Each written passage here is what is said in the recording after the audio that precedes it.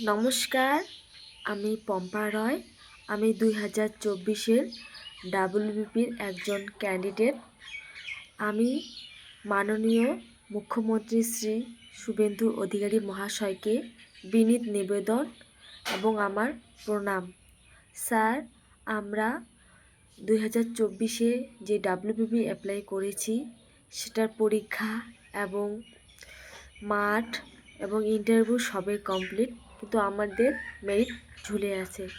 প্রায় 2.5 বছর হতে চলল স্যার, এখনও আমাদের মেরিট লিস্ট প্রকাশে আসছে না।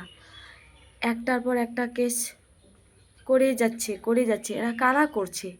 যারা ফেল করছে ক্যান্ডিডেট বা যারা কম নাম্বার পেয়ে তাদের ডাব্লিউবিপিতে যোগ্য প্রমাণ করতে যাচ্ছে। তো স্যার, আমরা এই পরীক্ষা স্বচ্ছভাবে দিয়েছি, কোনো দুর্নীতি হয়নি, আপনি যাচাই করে নিতে পারেন।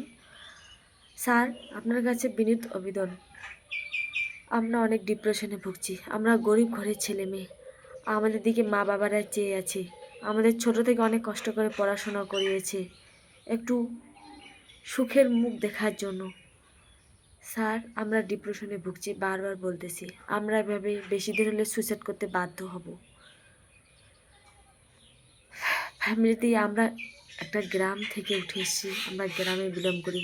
একটা গ্রামে একটা মেয়ে ছেলেকে 27-28 বছর রাখা মানে অনেক পাড়া প্রতিবেশী আত্মীয় স্বজনের কথা। আমরা এগুলো আর নিতে পারছি না।